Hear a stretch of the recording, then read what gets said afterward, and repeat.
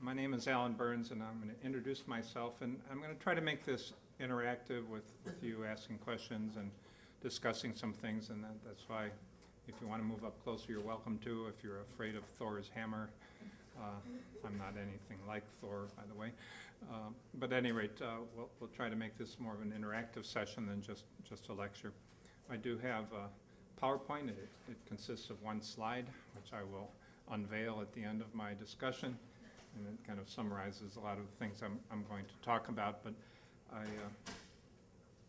as a social scientist, I'm always interested in how people learn and how they gain information, and I'm very sensitive to the fact that PowerPoints sometimes dumb things down because you're restricted in a lot of ways to what you have. So I kind of only grudgingly I'm using a PowerPoint, but it's mainly as a summary, and hopefully the discussion will be what carries. I'm also seem to be stuck in this position. I like to wander around and while I talk, but I'm going to sit right here because evidently they're recording this for some unknown purpose. Hopefully it'll be on YouTube later this afternoon, and you could look at it again. Anyway, let me say a few things about myself and why I'm here and what I hope to accomplish. I'm an anthropologist, and I've worked for a private research company in Cambridge, Massachusetts for a number of years. I've had a lot of different kinds of grants and funding for projects throughout my career. I'm presently the chair of the anthropology department, so I get to see a lot of proposals and ideas from all branches of at least the field of anthropology. However, I've also served on National Science Foundation boards and National Endowment for the Humanities boards and many other boards, and so I'm quite familiar with kind of the process of getting funding to do the research. I like doing research, and I think that's one of my messages from today. You better like this stuff, because if you don't, it's probably a difficult game to be in. And the kinds of research I've done is, I actually have a sociology degree as well as an anthropology degree and a linguistics degree. So my checkered career has gone from a lot of different directions and it's moved in a lot of different with a lot of different trends and fads and so forth. And so I'm going to start with what I'm doing right now, and in a few minutes just go backwards through my career. Last week I was in El Salvador because I work a lot in Central America and Latin America. And I was meeting with the Minister of Health. The government there changed about 2 years ago now. There's a new Minister of Health. And one of the things I'm interested in as a social scientist is what accounts for health disparities and how can we address them. And so a lot of my research is policy oriented and it's change oriented. And later I'm going to talk about different research models. But at this point in my career, I'm interested in bettering people's lives, in this case in Central America. And so I was meeting with the Minister of Health in order to convince her for us to go for cooperative funding with probably a private donor like Carlos Slim from Mexico, who's now giving a lot of funding for health and other kinds of issues, so we can address the poorest people in Central America and why they don't have access to health care. And that was based on earlier research where I went on the ground for the last several years in some rural communities in El Salvador and watched people deal with health. And so I went to very poor communities because I'm an anthropologist. I tend to like firsthand data gathering, and found out when you go to the clinic and you're ill, if you can get to a clinic first of all, you see a healthcare provider and then they say, oh, you need to take some tetracycline and some Cipro and and some Zyrtec, and they write all this down. They pass it to somebody in a pharmacy cubicle. That person probably has an 8th grade education, is very interested in helping people, but they have no background in health. And so they put all the medicines in a little plastic baggie, written in with the Latin names of the medicines, hand them to you.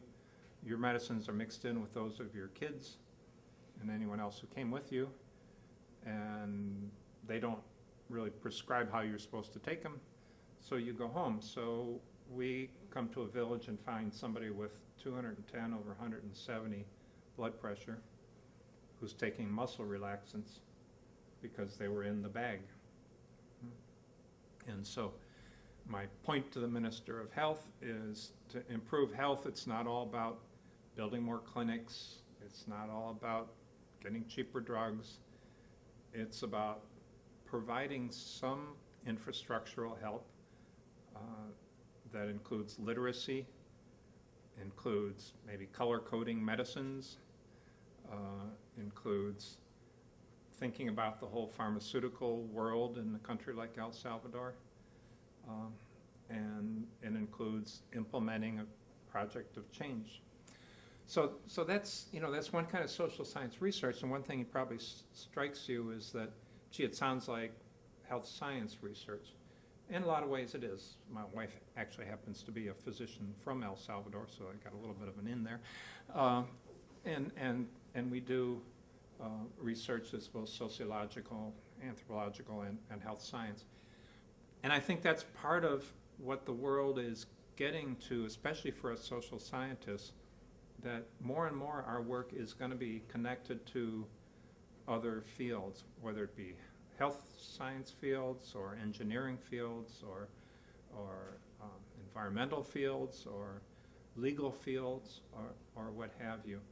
And I know a lot of us are trained in disciplines where you, especially for a dissertation, you're supposed to like come up with this great original idea all yourself and then do it yourself and be out there by yourself and write it yourself. And all that's good, but I think the real world is that the more we as social scientists realize we might have skills that can articulate with these other arenas, whether they're law or health or environment or engineering, what have you, the better off you'll be. So my first of 9 points is be nimble. Be nimble in thinking about your research, the topics, and the funding.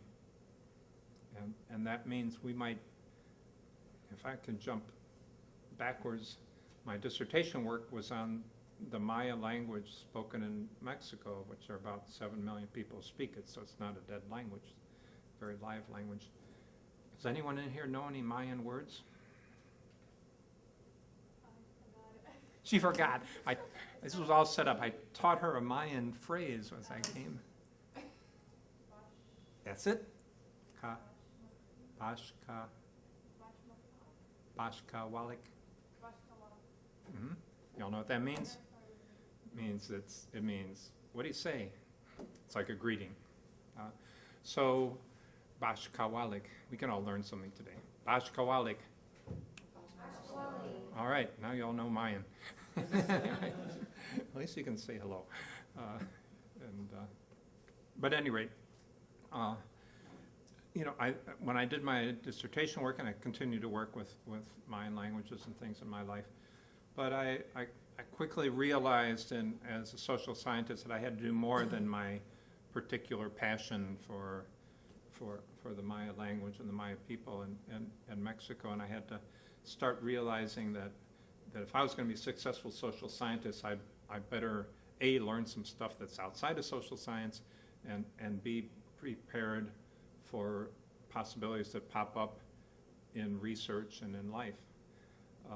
And indeed, when I actually did my research, my proposal was to do a grammatical study of Mayan, and I had funding from the Fulbright-Hays to do that. But I got down to Mexico, and nobody wanted to talk about the grammar of Mayan to me. They wanted to talk about this uprising that happened in 1847. And so my dissertation topic moved into ethnohistory and oral history, and I collected histories in the Maya language, and kind of the dissertation was kind of what do the Maya people themselves say about their own history, and how do they even talk about history in a real conceptual sense. And that sounds, you know, it was really great. It was great science. I got to live in Mexico for 4 years and had a lot of fun writing it. But the rest of my career, in between that time and last week when I was in El Salvador, my research agendas have shifted and changed, and I've had to be very adaptable and realize that what I was interested in then may not be what I'm interested in today. And while right now I'm interested in health disparities in El Salvador, there was another time when I was helping nations build museums in the Pacific Islands because something came up where somebody said, you know about oral history and you know about culture, can you help us build our museum? And I got funding from the Federated States of Micronesia to do that. So when I say nimble, I think part of the idea of a worldview I'm trying to get across to you is that there are classic funding sources that you as PhD students and graduate students are going to go after, and you should go after them. The National Science Foundation, Social Science Research Foundation. Those are readily available through our Research and Graduate Programs website. You can get their weekly newsletter, and I encourage you to read that thing just like you read anything else you read every week, your Facebook page or whatever you read. But get used to reading that, but also be nimble, be prepared for some other kinds of funding, right? So I had another project in Guatemala, 2006-07, where we were trying to work with an indigenous Mayan community setting up their own school system, and there I got a donor, a very wealthy individual whose family came from Guatemala, and gave us $50,000 to do the project, and we put it into the University of Florida Foundation account, and we're able to help them get their alternative school system going in a place that there weren't any schools. So again, it was if I had just relied on federal funding throughout my career, I probably wouldn't be where I am today, or have had as much fun, or have done as many projects as I have. I also learned that nimble, I keep using the word, it's on the second slide, so you don't know. But I think it is. When I worked for a research company out of Cambridge, Massachusetts, for a bunch of years. And one thing I found about those kind of research companies that are different from universities is they're very nimble. And while we're trained in the university to love our topic and to love our discipline, you know, anthropology or die kind of thing, you know, and all you other social scientists don't know what you're doing. We have the truth, and the political sciences, no, we have the truth. In the world of research, which you're part of, boy, you should not have that kind of disciplinary passion. You should have passion towards the research you're doing and using the tools of your discipline. But you don't, I could never, when I was working for that research corporation, say, we should do this because it's good anthropology. Because they would say, we didn't hire you to be a good anthropologist, we hired you to be a researcher. You know, you want to be able to design good research. I don't give a damn if it's anthropology, is what one vice president said to me at one point. I said, okay. And so I think that in the coming world, I think, while it's great to have your disciplinary passion, realize that in the real world of research, whether you're a political scientist or a sociologist or whatever you might be, is never as important as your ability to pull off a research project. So that might be point number 2. Point number 3, and then I'm going to call on you, so get ready. Point number 3 is I think doing research is kind of a lifestyle. You have to like do it all the time. You have to write proposals all the time. You have to have a thick skin because most of them get rejected. You have to learn how to talk to people who have money. You have to always be thinking and research. You have to be inspired for research. And there's two ways you kind of go about that. Because in graduate school, I know you basically get all of your inspiration beat out of you by, if not your courses, at least your graduate committee. But one thing I find, especially in social science, if you read stuff about research and science that's outside of social science, it's really useful. So the book I started reading last week is called Quantum Man. And it's the biography of probably the most famous physicist after Einstein, who was Feynman. He's the one when the Challenger blew up. He was at some hearing. They said, "Why do you think it blew up?" And he took out an O-ring and dropped it into a glass of ice water and said, "See, it gets hard when it's cold." And that indeed was why the Challenger blew up.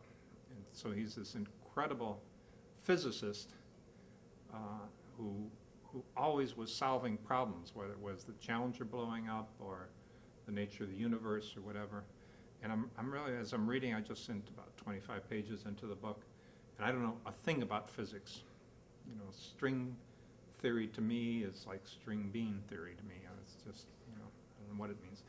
But I always like to read those kinds of things, especially in the harder sciences and the engineering, to start seeing how people get inspired to do the really big stuff. There's a great book, I can't recall the author right now, about building the 15-meter telescope in the late 1990s. You know how that's real big science when you're, you know, working on the Hubble telescope and things like that. So I really recommend. I know you all have a lot of leisure time, but you know, every once in a while you're on an airplane or something, pick up some books that are about some really neat science that's out of your own field. Because I'll never be a physicist or an astrophysicist or whatever, but it's and reading the popular stuff. You don't have to read the original work. You know, read some biography where they kind of make it easy enough for you to understand. You know, read Einstein's biography. That was another one I just was really fascinated with, his whole life in Switzerland and everywhere else. And that helps you start living the research life, because you start to realize what it means to always have that curiosity and that interest in solving problems that'll help. And that's the kind of stuff that helps you write grant proposals, because you're starting to think how not that physicists we shouldn't all have physics envy, but you know, it could be engineers, it could be almost anything else, but start reading how some of these really successful people do things, and it'll help you think about how to encapsulate what you're doing. And the other thing is about research and funding and things like that is I guess that inspiration to think about inspiration as a real category to study. So I've been working with Barack Obama's sister the last 4 or 5 months. Her name is Maya Sotero Ng, and both Barack and Maya are children of an anthropologist, Ann Dunham, who's of my generation. And so I was talking with Maya last fall, and we're talking about being children of anthropologists, because obviously our daughters are children of anthropologists, and what it was like. And I asked her to make a little video, so she made a 15-minute video about inspiration and being inspired and to do social science. She went on to get her doctorate in multicultural education at New York University, and she's now working in Hawaii in the educational institutions at the University of Hawaii and so forth in that. And I'd always been interested in how she got inspired. I'd read her brother's book, Dreams of My Father, and kind of got a little bit of that sense there. But I wanted her sense. So If you are interested, I tried to set it up on the website, but I couldn't get it done in time. If you put your email down there, I'll send you a link to download the video. We're going to put it on YouTube, but I don't have permission yet, so it's not there. But if you put down your name and your email address, I can stick it on some hard drive space, shared space, and you could download it and look at it, and to think about inspiration. Because I think if you're not inspired about what you're doing, you're not going to get a proposal written. Right? It's going to look like all these other proposals. And so I think paying attention to inspiration, how other people are inspired, whether by reading a book, watching Maya Sotero talk about it herself, and trying to force yourself to talk in an inspired way can really help with proposal writing and getting grants. And again, I'm not patting myself on the back, but to walk into the Minister of Health of a country, or I've talked with presidents. I'm supposed to go down and meet the president of Honduras in a couple of weeks, and again try to launch an educational project I have in mind with some other people.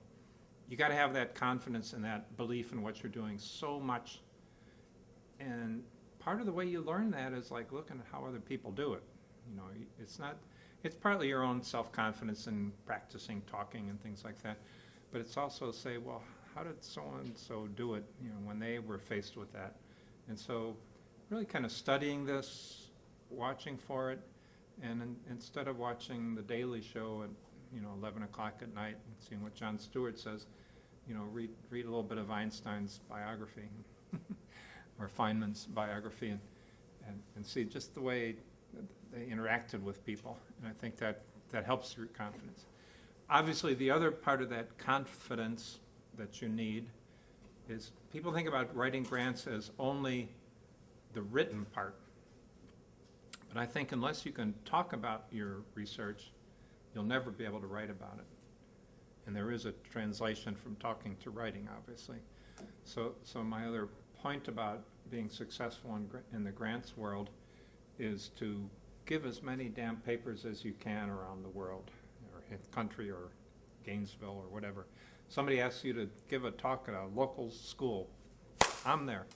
You know, I'm here today because I try to live that. Anybody asks me to talk about something, like today they said, can you talk about grants? I'm there.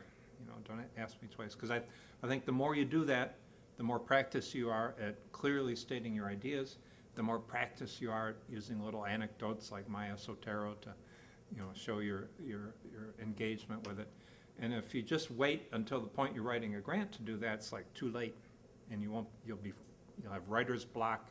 You won't be able to pull it together. So I think that kind of, you know, verbal practicing by giving papers, by doing things, is as important as the written part of how to, you know, write the paragraphs. The written part and the paragraphs, my other tip about that is every course you're in, if you have to write anything at all, go up to the teacher and say, you know, Dr. Burns, I know this class is about Mayan grammar, but I'm really interested in women's health care in Bangladesh. And do you mind if I write a proposal for your class? I'm sure it'll have a lot to do with Mayan grammar, but I might use the metaphor of women's health care to understand Mayan grammar, and I'd like to write a proposal. You know, don't do it quite that facetiously, but when you get any chance at all, if there's any chance in any course at all to write some sort of a proposal, do it. Because again, it's like the confidence you have in talking, the more you get used to writing those proposals. You want to go to give your paper at a meeting, write a proposal to the graduates, write a proposal to the department to get funding. When your department chair says, well, we can only give you $100, then take your proposal to the graduate school, and they'll give you like $500 or $600, right? Because they have a special pool for people who want to give papers at meetings. And you have to write a little proposal for that. It might only be 1 page long, but you've written a proposal. And the more you do that, the better you'll get at it, and then the better your curriculum will look like. So when you apply to a big grant agency, they'll see that you've written a bunch of proposals, right? No matter what, even little ones. When I review CVs for jobs or anything else, even for people coming into graduate school, I want to see as an undergraduate, do they write any proposals? And those are the kind of people I like to work with. When I look for people and interview for jobs here at the university, it's like, well, how many grants have you gotten? And I don't care whether they're $30 or $30 million. I want to see that people are actively thinking and pursuing these kinds of opportunities. So in order to do it, you gotta start doing it right away. So I'm going to now ask you a little bit about yourself, so I can get a better sense of how to continue. I want to summarize a little bit about me and about grants in general, funding. One point I've tried to make is that what you're doing now is really great, important, but your life will change and you'll do something else. So you have to kind of be skilled in more than what you're interested this 5 years of your life. So I'm skilled in linguistics, and when I worked for a research outfit, I had to learn a lot more of statistics. Now I'm doing a lot more health oriented things and policy things, and I'm having to learn a lot more about health. Peter Small, who's giving a talk right now, is from the Gates Foundation. I once met him and had to talk about tuberculosis with him. And so I think part of one's career, and even at the level of funding your own dissertation, is not having just one basket there, right? To have some skills and possibilities in other areas. I think another thing that I've tried to live my life, as I said, as a researcher, and it's kind of like developing that sense of curiosity and being able to work with it. So you have to like walk down the street and say, well, I wonder why, there's a bus just went by, I wonder why all buses are for 36 people, right? I mean, you just have to ask questions about everything, and getting used to doing that, and being able to tell people why you think that's an interesting question.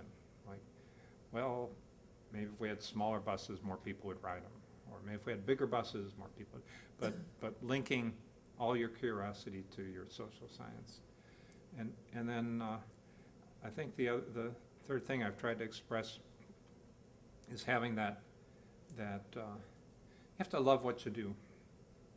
And I know in some ways we're culturally built up to be kind of self-effacing and a little bit apologetic. Well, I'm an anthropologist, I'm not a physicist, but you know, and you kind of got to get beyond that, and you got to say, I'm a sociologist, and I understand social class and deviancy and why some structural changes here need to be made or whatever.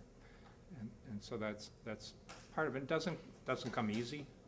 Sometimes it feels like you're, acting in a play or something like that. But on the other hand, it has results. And that kind of stuff has results when you're writing as well, because then you learn to write with the same passion that you speak with. So let's see, just a show of hands.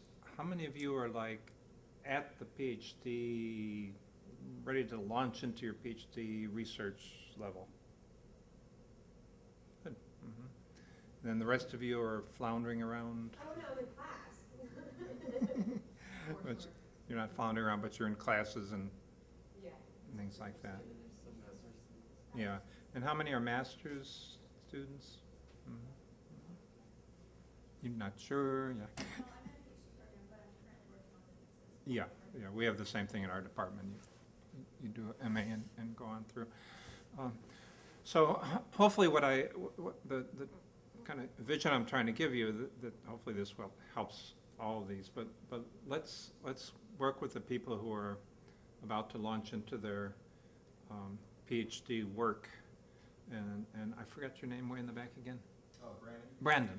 Brandon, pointed out that how he just submitted a grant, which was a grant to actually kind of implement a program of volunteering, and it's related to returning veterans and things like that, which for a lot of us might seem, you know, if you're interested in postmodern political thought, it seems like, well, that's like a implementation thing. It's not really research. And the point I want to make right now is that there's probably a lot of emerging grant and funding sources out there, and to maybe take advantage of them, we have to realize that there's different kinds of research, including project implementation kind of research, and then there's also research that allows you to describe nutritional patterns in some archaeological period in Southeast Asia there. But the point I want to make is that when we think about research funding, is we have to be alert to emerging possibilities. So I want to hear from some of the others of you. What sorts of places have you thought of applying or have applied to help fund portions of your research, whether it's $30 or up to $30 million for your work? So some of the other people who are at the PhD level, raise your hand. And yeah. I just finished up actual grant writing class with the psychology department. So we wrote grants that the intention is to be submitted to NIH in some way. So I have a stigma and prejudice related grant specifically looking at heterosexism, prejudice toward gay men, Mm-hmm. that I'm hoping to submit to the National Institute of Mental Health, Mm-hmm. and also kind of looking at NSF and changing the research a little bit. Mm-hmm. To cater for NSF. That brings up a good point. There are the big major federal agencies, and when there are opportunities in your departments or other departments to get either grant writing skills or method skills, do it. And I know that a lot of, because I know in my own department, the grad students are pretty interdisciplinary, but often not so much in terms of this methods and grant writing. And so the social science departments at the University of Florida, we've banded together. We now have a website that's hosted in the sociology department for kind of methods courses that are taught in psychology or geography or wherever. And they're listed, and hopefully it's being updated this summer now. And I really recommend checking out that site. You may want to go ahead and get some sort of certificate in methods if you can devote that much time for it. But even if not, you may see a course in psychology or whatever and say, geez, I'd like to learn how to write an NIH grant or something like that. And we purposely have been meeting together as social science departments, chairs and other researchers to make sure that it's welcoming for people from other areas. Now, it's never going to be 100% welcoming, but on the other hand, maybe you're in higher education administration or something, but it wouldn't hurt to learn a little more how those psychologists think by taking that kind of course. So when you take those kind of courses, you always have to realize that, yeah, they're not talking my language, but on the other hand, maybe 5 years from now, you have a job and somebody says, well, we want you to do a study of higher education administrators. And you say, geez, thank God I took that class in psychology, because it doesn't have anything to do with archaeology. So I really recommend, if you're going to be interdisciplinary anyway in your life, why not start now while you're in graduate school and take advantage of the efforts we're trying to do here in the social sciences at Florida to at least make it easy for you to get those courses and have them accepted in your curriculum. So that, those grant writing classes are good. The other thing you can do along that same line is go back to your home departments and find out who's the chair of the department. I don't know what your anthropologists will do, but you can talk to me, I guess. But, and say, how come you haven't, hey Burns, how come you haven't invited down a program officer from NSF lately? Because program officers come free. They pay their own way down here. They love to visit universities because they get out of Washington, and it's easy for a department because you might take them out to dinner, but their airfare and their per diems paid by the agency. I don't know if the crisis keeps going how easy that'll be, but you can take some initiative with your departments and push your departments to get some program officers down here so you can talk to them. And most people in departments will know a couple program officers. And again, that's part of the program officer's job, is to go out and talk about NSF or NIMH or whatever. And it's also incumbent on departments to give you those opportunities, but sometimes the chairs get busy and they don't think about it, so you got to bug them. So I really recommend, doing that for especially those traditional big funding agencies. Good. Who else is? Yeah. I also took a grants writing class, and it was out of entomology, but it was all-encompassing. We had people that were from engineering and health and the like. And so I had to write a proposal too, and I wrote a proposal to Disney. Mm-hmm. Disney has a conservation fund that they supply funds for projects that have a human component as well as the welfare of wildlife. And once it opens up again, we'll look at the Bush conservation fund as another option. Mm-hmm. Well, that brings up another thing. When I went through school and even working in universities, sometimes people would say, well, geez, I wouldn't take a dime from Disney. I'd have to wear those ears, and I just think Disney's like the worst thing that's, ever happened. Is that my phone?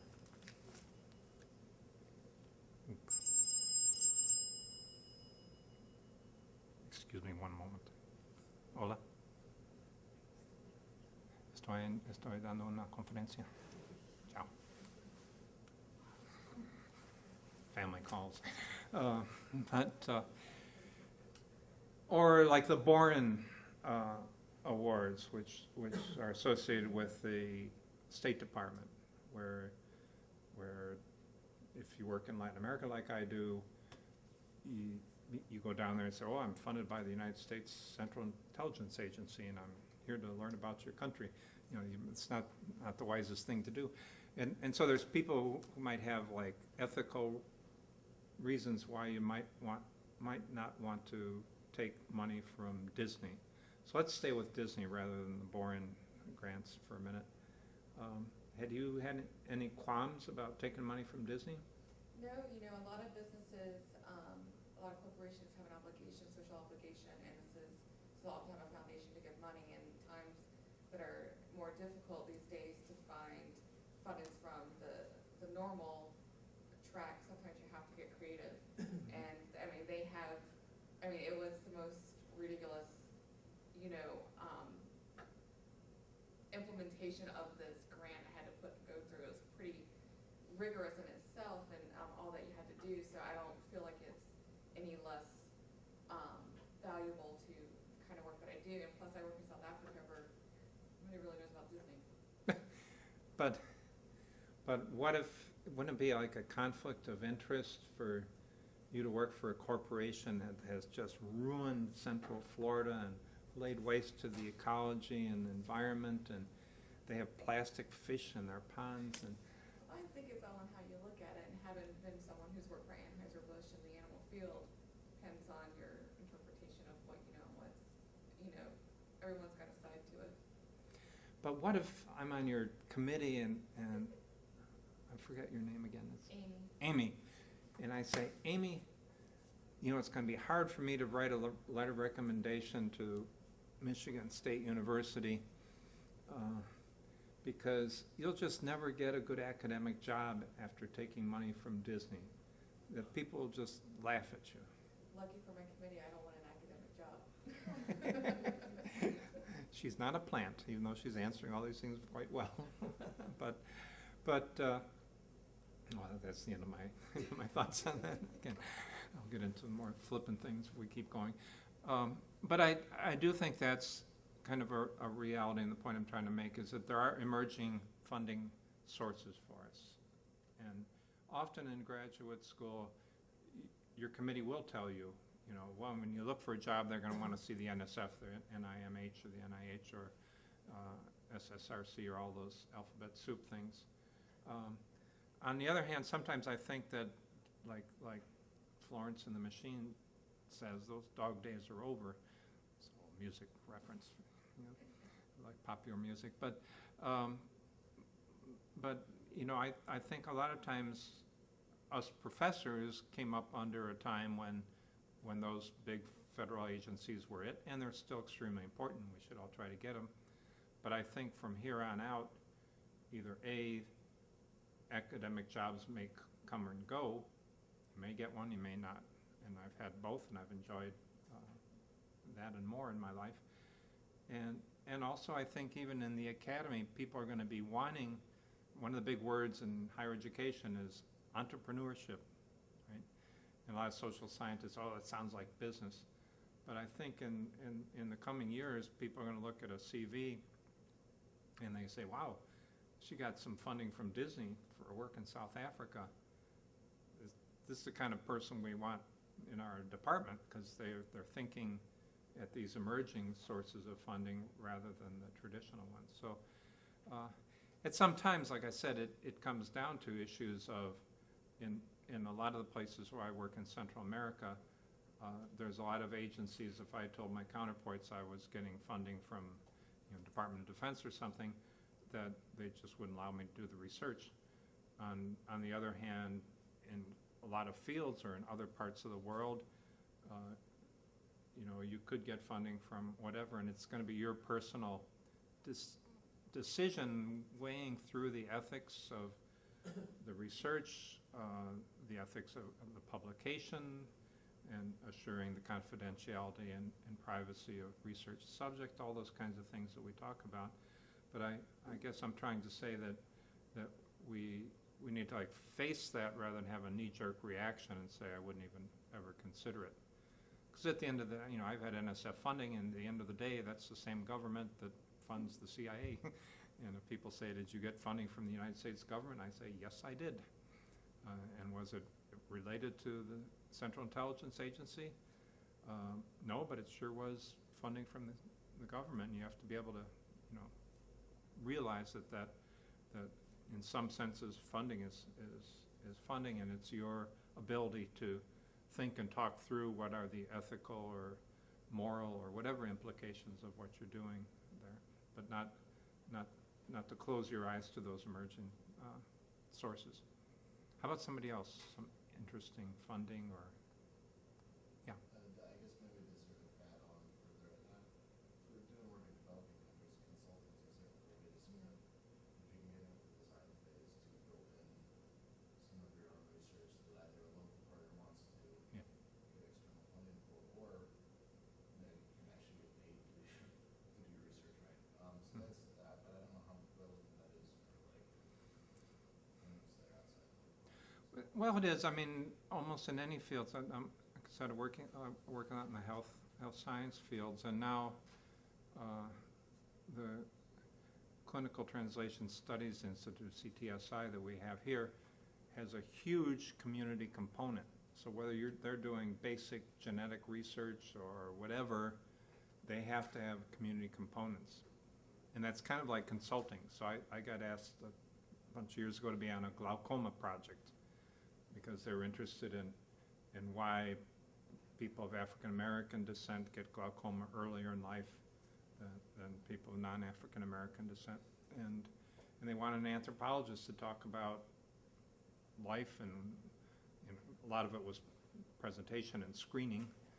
So if you don't ever get screened, you're going to have a lot more cases of glaucoma that are more virulent. But so yeah, that kind of tagging onto things that may not be in your area, like engineering or health or environment or whatever, and just saying, yeah, but I'm interested in education or museums or whatever, and I could add this component to your big study.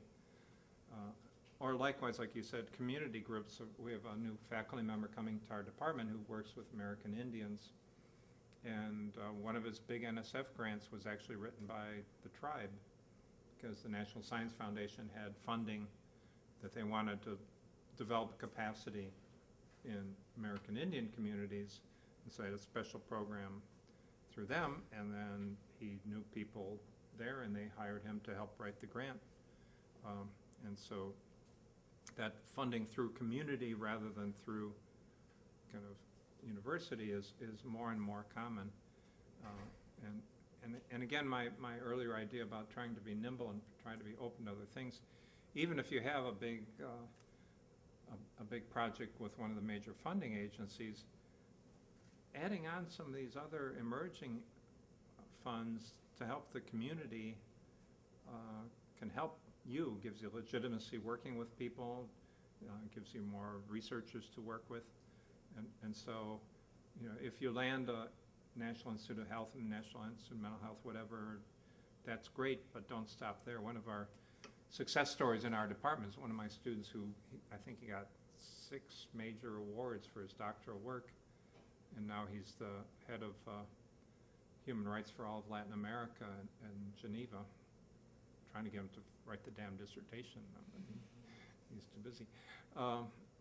And so his idea was write lots of grants, write the $30 ones, and write the $30,000 ones, and write the $300,000 ones. And in his case, it seemed like almost every one he wrote hit.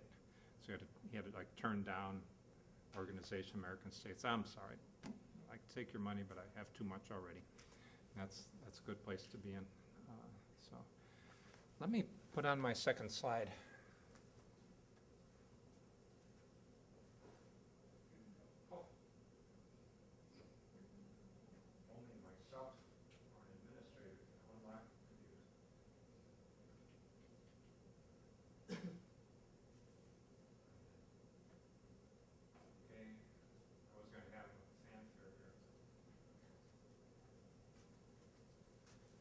This just gives some order of what I've tried to portray so far today. So as I said, in any way you can, have research be a constant in your life, and have it be fun. Do small to large grants. Be alert to emerging funding. This one I haven't talked about, but especially earlier on in your career, but even when you're in the PhD level and you're coming back from the field, go volunteer in some lab, and it shouldn't be the exact area that you're interested in. So if you're interested in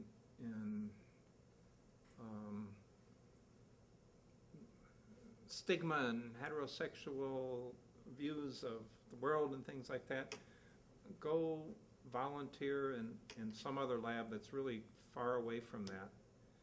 And most labs and that would love to have a volunteer anyway, because it'll teach you something different. It'll get your brain off your dissertation writing for a few hours a week, and just to me, being an anthropologist, I think physically being in an area where people are doing research, you can't help but keep inspired. Before you're doing your dissertation research, again, it's the old idea that your bow should have more than one string, because one string breaks and you can't shoot the arrow. And so if you do have interests beyond your particular dissertation topic, don't hide them under a bushel basket. Right? And so if you got a chance to work in a lab, volunteer in the lab, if you're interested in museums, go down to the museum and be a docent. If you're doing archaeology, help out at the museum there. But the more you learn kind of outside of your own field and even your own discipline, the better off you'll be. May I offer one more volunteer opportunity? Sure. I'm the chairperson for the Graduate Student Council's travel grants. So they're not $30, they're $250, which is pretty close in the game of grants. But Eduardo and Amanda are both on the committee this year, and we're always looking for people to help. 3 people grade each grant, and we get over 1,000 applications each year. But the big deal I wanted to bring it up in this is that every application, if any of you have filled out a travel grant, you have to explain your research to the non-expert. So I found my service on this committee to do that, to pique my curiosity and to realize some of the exciting things that are going on across the university. So if you are interested, I'll be here for a second afterward and give you my email address. Yeah, and again, as I said, we're all in our own disciplines and our own departments, and we like to claim our department as the answer to the world. But it's really about research and not even social science research. I mean, if you're good at research, you should be able to understand research in any field. You should be able to evaluate it, its impact, and the more you get familiar with reading it and seeing how people say it, the better off you'll be when it comes time to go after some funding. Because it's not, you know, it doesn't fall out of a tree. It's like riding a bicycle or whatever. You have to practice it a lot and see how other people are doing it a lot. Hang out with them and make it part of your breathing and everyday life and that. So that's a really excellent idea. I'm glad you brought it up. I thought they were more than 250, but that's fine. We did debate that. Yeah, I know. I've said, well, so the research skills, as I said. Oh, excuse me. You Yep. might also be thinking, we have travel grants and research grants, and the research grants are more. Okay. Language skills are partly what I said, just realizing that grant writing is writing, but if you can't say it out loud first, you're going to have a hard time writing it. And so I think that part of it. The other language skill is that as we work in more interdisciplinary and international and global arenas, I think that improving your language skills is just what's expected. It's going to be rare, and even if you're interested in something very much inside the United States, you're going to be going to conferences, you're going to start collaborating with people, and I'm interested I'm not a psychologist, but I've always been interested in inspiration and creativity and thinking and that. And one of the things people say over and over again, if you're bilingual, you tend to score higher on the flexibility of thought, nimbleness things on things like that, and you're able to solve problems better. Bilingual people are better problem solvers than monolingual people. So in addition to just being able to talk about your research in whatever language you might speak first, I think it's really incumbent on us as social scientists to be serious about getting other languages. And some people, I've learned a lot of languages in my life and forgotten a lot of them as well. And I know it's, especially in the United States, people feel hesitant about trying another language. But elsewhere in the world, if you can say Bashkawalik, which you can all say now, you know, so many doors will be open to you. You'll get now the best food ever in southern Mexico just by being able to say Bashkawalik. But kind of getting over your maybe a little anxiety about trying another language and really getting serious about learning it. I'm also not a psychologist, as I said, but I am a linguist, and there's been a lot of people who said that learning a language you can only do it when you're little. That's untrue. And there's plenty of research that would back up my case. You can learn languages at any part of your life. There was the most curious thing I saw on TV. I like curious things. Somebody had a stroke, minor stroke, and came up with a different accent. And it was somebody who had lived like in Kansas or somewhere like that their whole life. And now they sound like they're from Bulgaria or Germany. I can't remember. They couldn't really locate it. So, I mean, that doesn't mean you got to get hit in your head to learn another language, but it does mean that our brains are flexible enough to do it. And you could think about that as in studying other languages as part of getting some more research skills. And so I really encourage you to think about that. We're all hopefully going to be leaders in the world in one way or the other. And I think we have a lot of benefits for sitting in air conditioning rooms and thinking about theory and learning things and all that. But we also have a responsibility, and that responsibility means to take our leadership in social science seriously and do something with it. And sometimes that might mean you need to get fluent in another language, or if you were fluent when you were little, to get refluentized when you're older, and keep those skills, because that's part of the leadership too. And if we believe people should have flexibility of thought and creativity, well, one way to help yourself and help other people do that is to maintain your language fluencies and not feel that, gee, I'm 22 years old. I couldn't learn that language. I learned Danish when I was 40. And the Danish people say it's a disease of the throat. It's not a language. It's all the sounds are way back there. And I can still order a beer in Danish, but you can do those kinds of things at different ages. So don't be worried about that. Here at the, read, I already said that. You should all read.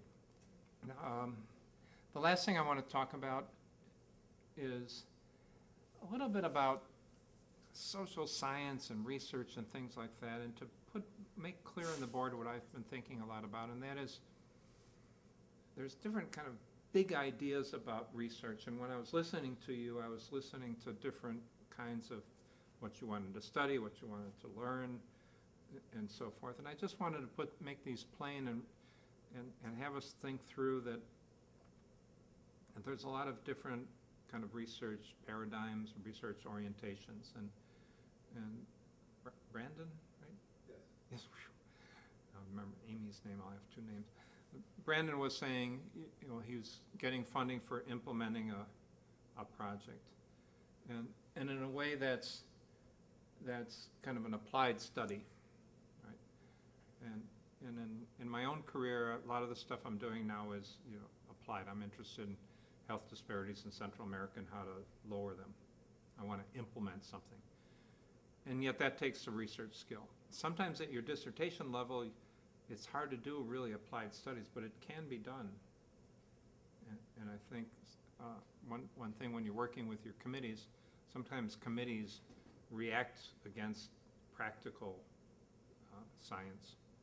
So you got to push back a little bit and say, well, no, I really think implementing this program for returning vets and all that is dissertation research. Let me tell you why. And then you tell them the hypotheses and data that you need to do to implement it and how you're going to evaluate along the way. But that's an important part of research. A lot of us do descriptive research, and when I was listening to you, I heard a lot of descriptive things about the nutrition and this.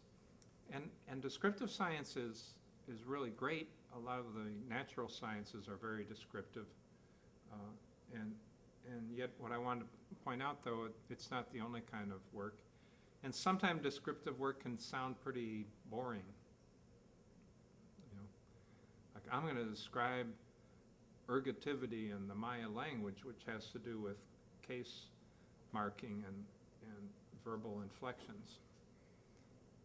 And you say, oh, I have to wake up now. But that was part of my dissertation, was very descriptive about grammatical things that made sense in the theory of language, world languages.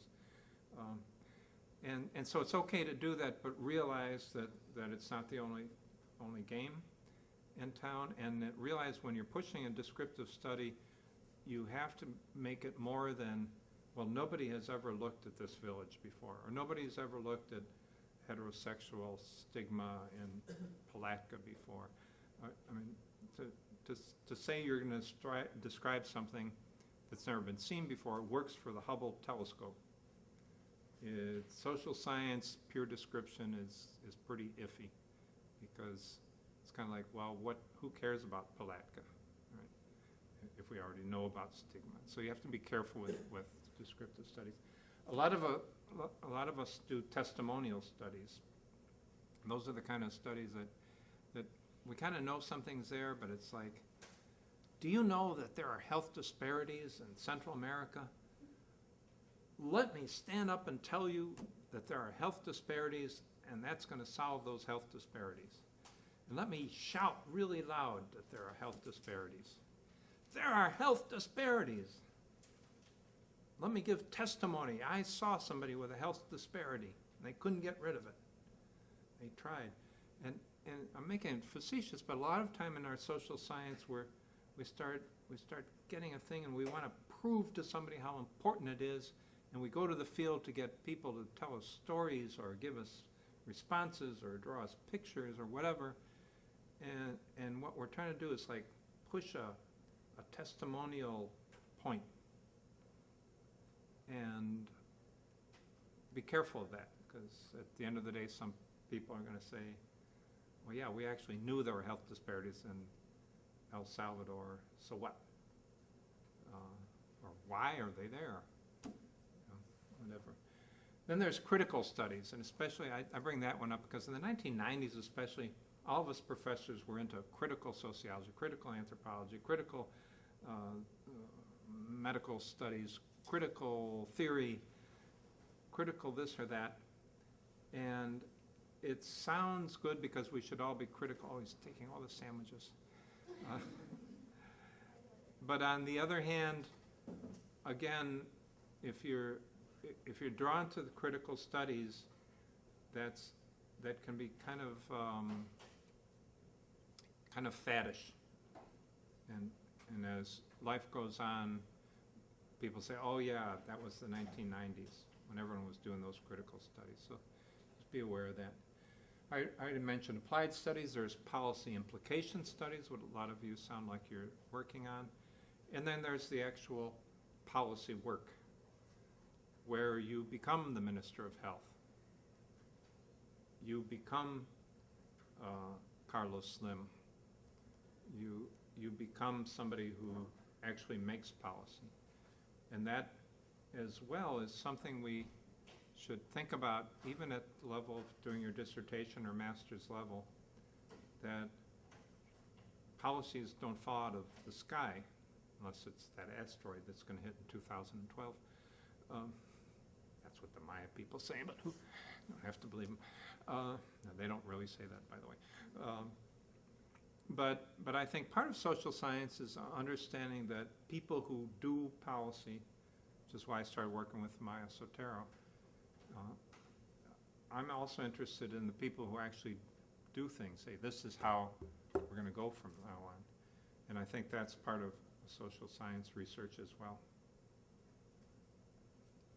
I've spun dry.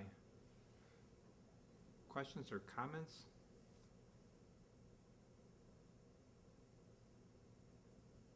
Are you inspired? Yeah. Back to the reading of popular books, how do you go about selecting those, and do you have an arbitrary page limit? I have a friend that's a librarian, and she's like, based on your age, you have to give a book 100 pages, and then for every 5 years she tracks 10 pages. And so now she gives a book 50 pages, and she's not interested, she moves on. Have you adopted something similar to that? No, I mean, I have a basic orientation that I like biography, especially scientific biography, but also political biography, you know. And so I, listen to NPR when they're talking about something like that's what I heard about the quantum man. I just heard this great NPR review of it, and I'm also not ashamed to say that, the big Einstein book, and I can't remember the author right now, because it's been a couple of years since I wrote it, was the best one at the time. I got about 3/4 of the way through it, and I figured that was enough physics for me. And so I think rather than how to select them is just have that as an agenda item in you, and when things pop up that just seem interesting, read them. But and the other point I've always tried to make is that I've tried to read outside of my own discipline. I'm not too interested in what anthropologists' lives are like, because I kind of been there, done that. But I am interested in, and especially I think research is problem solving. So I like things that are vaguely about engineering and things like that, because engineers have a problem solving perspective in life. And so the big telescope stuff and all that big science stuff. So I tend to do it that way. And then I'll give an advertisement. My wife bought me a Nook last year. And it's so fun because I can have like 60 or 70 books on there, and have them open at different pages, and just kind of, I'm a kind of a buffet salad reader, and so I like having it all in a little tiny nook, and just, I forgot I was reading that book, and I pop it open and read it for a while. Because to me, it's trying, I think a lot of things you got to consciously try to do. And to me, to consciously try to be inspired means reading other people are inspired, And so I like I also read trashy novels too. Yeah, and well, that reminds me that I've had a lot interesting time meeting different people. So last year I met Brian May, who's the guitarist for Queen, right? You know, we will rock you. That was him, and he's an astrophysicist. He's chancellor of a university in England, and I just had a chance to meet him, and everyone else was like standing back, and I wandered up and said, "Hey Brian, what was that third chord in We Are the Champions?" He says, "A D." Didn't you know that? And you know, here's somebody who was a music icon, at least for me. The Queen was like a big deal, and yet he's also an astrophysicist,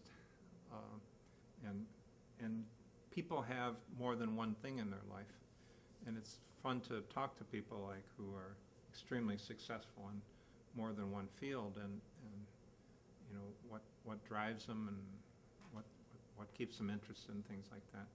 So I think that's the other thing that attracts me to a lot of literature, is seeing things that people are not one-dimensional, you know.